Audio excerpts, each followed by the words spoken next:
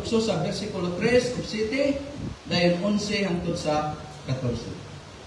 Kung unsa tong mga halad sa Old Testament, ug unsa kuning halad karon nga epektibo. So gipandi. Mo na ang uban, no?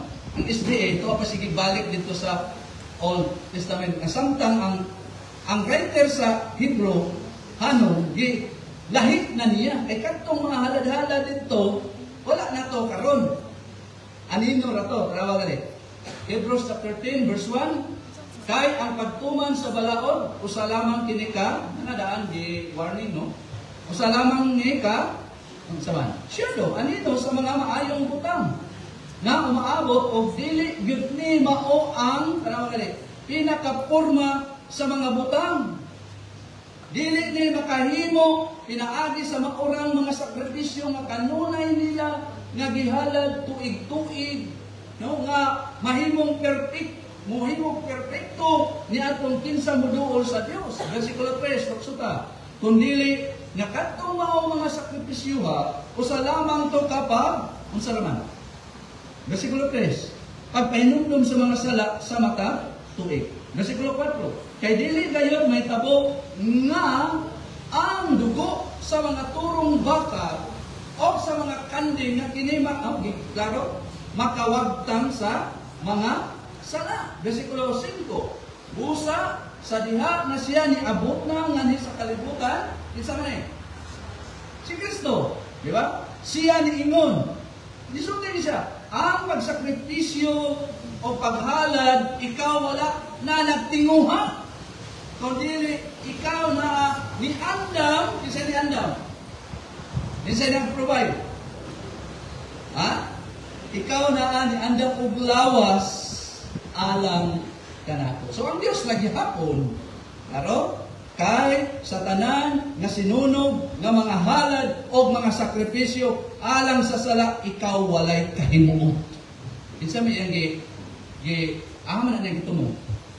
Sa gibuhat sa Old Covenant, sa Old Testament. Dili gito makapahimuot sa Ginoo gyud sa tinuray.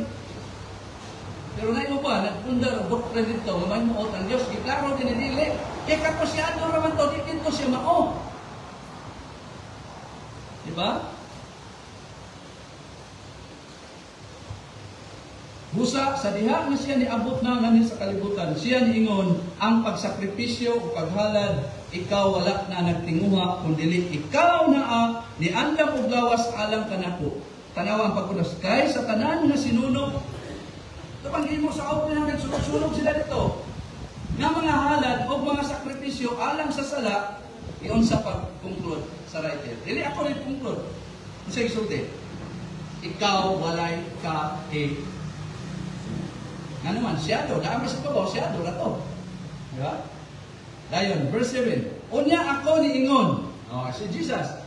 Sige naman, Jesus. Tanawa ako ni Anip sa pagtuman sa imong kabubuton, O Diyos. Sumala sa naisulat, may tungod ka na ko, diha sa basahon nga linukot. Versikulo 11. Buksunta sa 11. O ang matagpusa ka pare, yan na pong giisgutan, katong sa Old Testament, ng mga pare. O ang matagpusa ka pare, sa adlaw-adlaw, mo nilang trabaho dito, naa sa iyang pagpangalagad, sa pagbalik-balik, sa paghimo, sa maurang, mga halad inihaw, nga dili gyud. Iklaro, ano sa to? Nga dili gyud, makawala sa mga sala. Ano ba? Verse 11.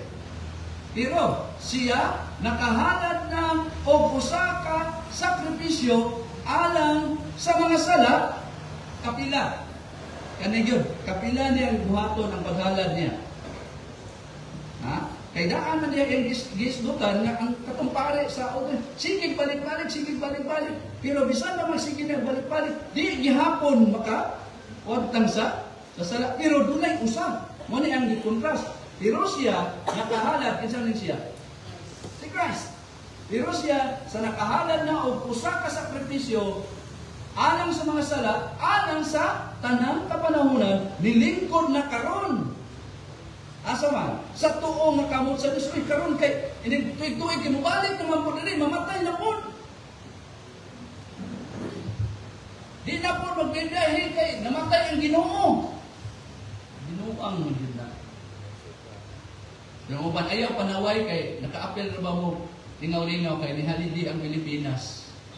Nanao na nila, ayaw panaway ani namo kay nakabenepisyo biya mo, makabakasyon mo kay may trabaho, pero di man na mo iginos Bible. I-justify ninyo. Hindi na mo iginos Bible, kas-ara. Buhato ni Kristo ang iyahang paghalad dito sa krosa. Diba? Klaro ba? Unya akon ingon tanawa, ako ni anhi sa pagtuman sa imong kaumoton o Dios, sumala sa naisulat may tungod kanako diya sa basahon nga linuko, o ang matag-usa kapare sa adlaw-adlaw na kaano di kay contrast dili pagtandi. Kapare sa adlaw-adlaw kanunay no naa siya iyang pagpangalagad pagbalik-balik paghimo sa maurang mga halad nga dili gayud makawala sa mga sala. Versikulo 12. Pero siya si Kristo pero siya si Kristo no sa nakahalad na og usa ka sakripisyo alang sa mga sala, alang sa kanang kapanahunan, naman siya. Tuana sa tuong nga kamot sa Diyos. Kung dili na gyud siya anhi pa aron mohalad. Diba? Sa paabot sukad niya to hangtod nga hangtod ng iyang mga kaway himuon na tumbanan alang sa iyang mga kanang nagbugal-bugal sa iyang trabaho maabot ug ang panahon na ang mahimong tumbanan sa iyang mga sabot hukman na iya kay pinaagi sa usa lamang gibalik mo verse 14 pinaagi sa usa lamang kapaghalad iyang gihingpit alang sa tanang kapanahunan sila nga mga ipanagbalaan. Sumuna no nga, klaro yung kaayo. Kas-ara, gibuhat ni Kristo. No? Kaya ang gihimo sa mga pare sa Old Testament, balik-balik, pero one time niya, saka din siya, pagkaya na para sa langit. Di na pamulaog pa, aron mo, mudo pa na po, dito sa, lahit man nido pa ron, tao man nga, silutanan sad. Alam po niya, na kanang pagrupa dito, pintaho na sa Ginoo, mapasayo na sa dili gayon. Kung dili, nagdugang na sa degrees ng silot. Nga naman, mapasayo rin mong salak, musalit ka kang Ginoo, Jesus sa perfect niya nga trabaho dito sa cross, sa Calvary. Di kakakita siyang ulo nga hala, palansang mo dito. Aron pasayo, binuang din na siya. Kana, ako ay nagsilot.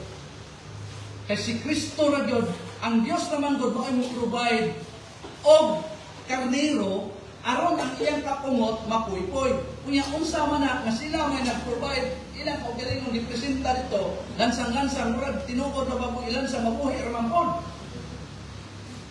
Bugal-bugal. Yung ano mo na sila nilubong, naman yun ka sa tinuod. Dahil mabanhaw sila karon, hindi na mga waton. Hindi man yun. Binuang yun siya. Dapat, mamatay siya, kaya parang sa rin mo, si Kristo mo doon, sige. Si Kristo ka, bukhanga ng kilid na pre ni Kristo. Dahil ingon po siya, natapos na. Wala may nanak. Di ba? Bugal-bugal na. Bugal-bugal gina. Mingon, ayaw panaway. Kaya, nakabenepisyo rin mo. Nakabakasyon mo. Makita niyo ko sa comments ito, ayaw ko mo panaway ng reliyon na kay kamo. Nagkuhan diya po mo, nakabenepisyo, laglaag diya po mo, ligo-ligo diya po mo, kamupay unang bulan diya po sa Facebook na ligo-ligo mo. So gusto nila, inanak, ganmente, araw ma-impirno mo. Kaya ka na, pagbugal-bugal na sa trabaho ni Kristo. Ingonit kas-ara. Kaya pinaagi sa usa lamang kapaghalad, no? Hebrews chapter 10, verse 14, pinaagi sa usa lamang kapaghalad, iyang gihingpit alang sa tanang kapanahunan sila nga ipanagbalaan. So, ang pangutana, ngano man nagibuhat ni sa Dios. Siya naman po na, di ba? Bitagaan sa glawas si Kristo sa Dios. Ngano gibuhat man ni sa Dios. Ipakita ang tubag sa 1 John chapter 4 verse 10. Ngano iya man yung ipadala yung mao-maorang anak. Na mao pag ihala dito sa cross Calvary patyon bayad sa atong masala. Ngano man. Unsa man pinakadako naa sa Ginoo sa Dios ani. Na 1 John chapter 4 verse 2. Unsa gingon? Yeah. Mauni ang dugma. Na definition no? Mauni ang dugma. Dili nga kita nahigugma sa Dios. Dili na mo nature sa tao mahigugma sa Dios. Kung dili nga siya ang Dios mao ang nahigugma kanato o gipadala sa iyang anak nga mahimong halad nga makapapuy-puy sa kasuko alang sa atong mga sala. Kita na to? Mao bitaw na gitawag yun ni Newton og amazing grace. How sweet the sound. Di pa kita angay karian. Ang butlan. Pinag-rebuild ta. Pero ingon siya, mauni ang gugma. Dili nga kita na igugma sa Diyos, kaya mga rebuildi mo nitag Diyos. Kung dili nga siya ang Diyos, mao ang nahigugma ka na to, o nipadala sa iyang anak, nga mahimong halad, nga makapapuy-puy sa kasuko alang sa atong mga sala.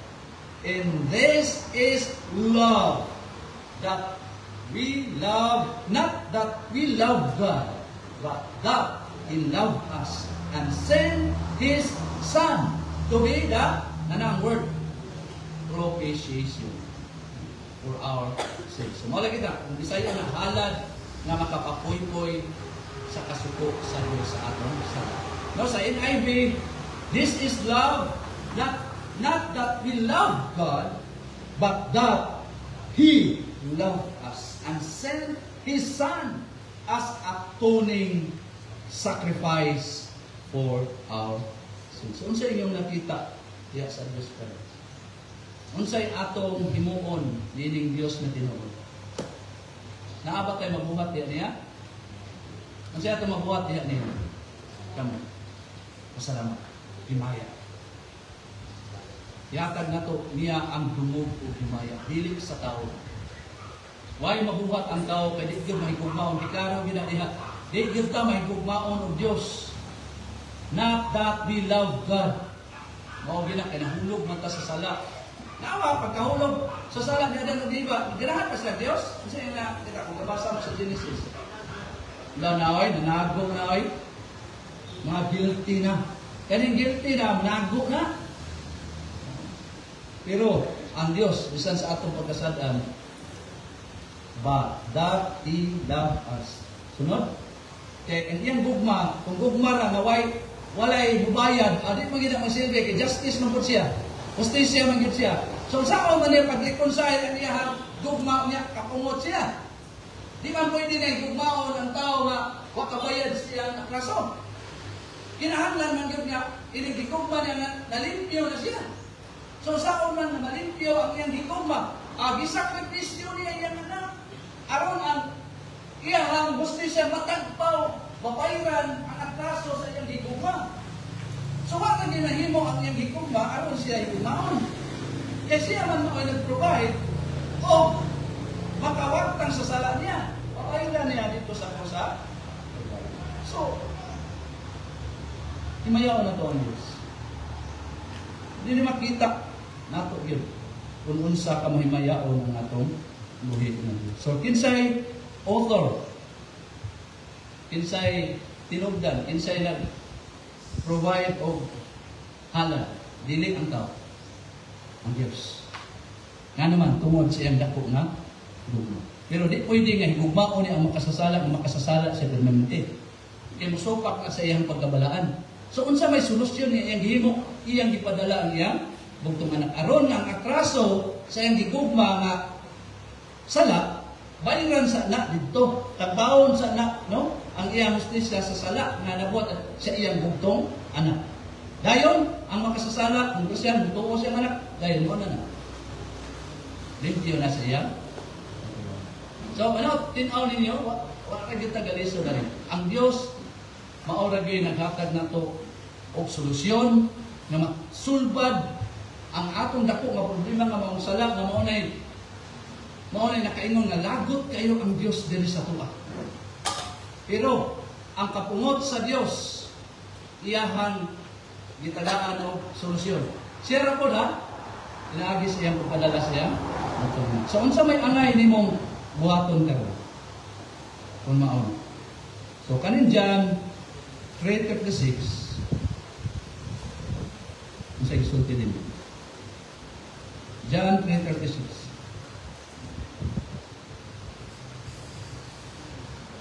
Juan 3:26 ingon din ni kanimo no nga wa pa gyud diha ang Kristo, di pa gyud ingon wa kay paglaom, nga gyud kay paglaom.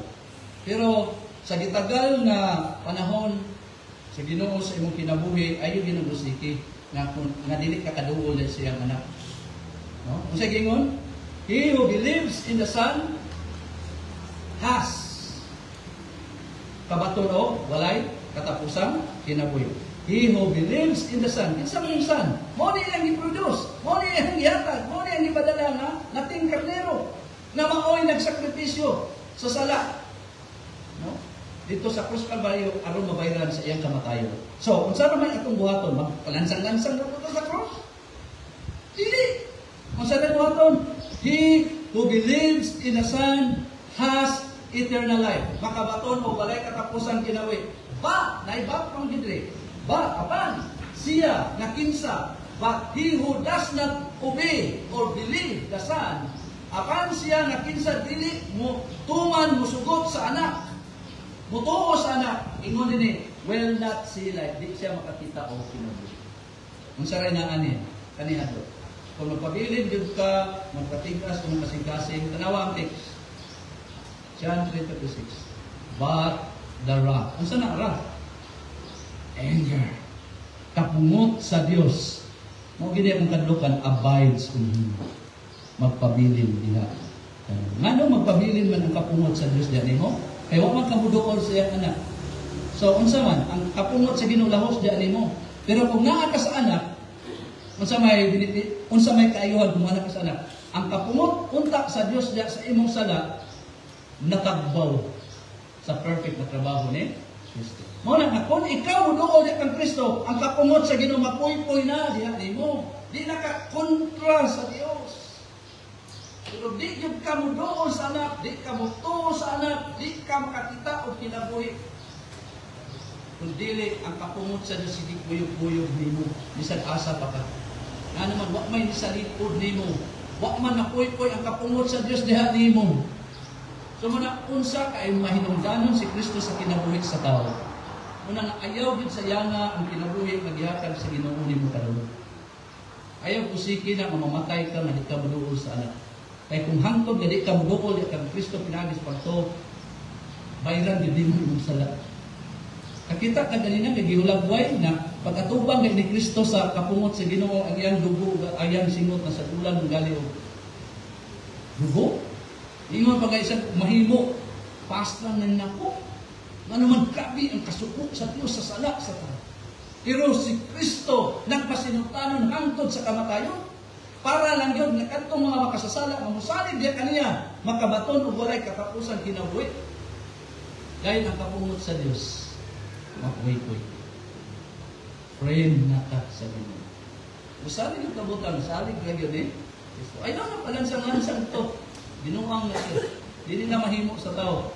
Kaya ang Diyos naman provide o nating karnero na ako mapuhi-puhi yan. Di na niya gihatag, ibisang kinsa. Siya ra gyud. Kaya unsa bagoy mabuhat sa tao kasasala ba na? So inaw kasabta na to, siya ra gyud ang provide o alad nga makapapoy boy sa kasukop niya sa atong sala. So unsa ra may tubuhaton ron? Salig tuo sa iyang anak. Ay ayaw usiki imong kinabuhi. Na di ka moduol sa Kristo. Ikaw gibayad sa imong sala. Nga ipabayad na sa Ginoo kamatayon yung nawalay katapusan dito sa linaw nga kung mauna niya ng panahon na nga tingong ka yan ay pag naminaw naot doon kang Kristo wala din ni Kristo kanato ng mga naana din Kristo lipunong nato kanunay na natay paglaom ng ikupkan unsa may atong dagan sa kinabuhi din na mo pinakadako nga isyu ang pinakadako yun nga, angay na kumatunan, manana ta diha ni Kristo. Dili na, wala na nagpabilin ang kapungot sa Diyos din nila. Mao na magmadasigot ka. Mahal nga rin nun, salamat na mining tumura na umana mo ang usap sa bahin sa among pagtuon. May tungod sa halad na si Kristo maong halad na makapapuy-puy sa inyong mga pasito. O Diyos, sinaot ng ano ng kasing-kasing, unin mo sa kalipay, unin mo sa pagigugma, sa tinugdan, sa halad na makapapuy-puy sa mga katapunan. Ikaw lamang, O Diyos, parang himayao. Ikaw lamang ang pasalamatan sa tanang kayuhan na among nadawat, tinaagi sa mga butong anak, na mausig ng Jesus, kaluwasan mo walay katapusan, ginabuhing mo walay katapusan. O Diyos, salamat tayo. Ibalik mo ang himaya, di lamang sa ngalan ni Kinong Jesus.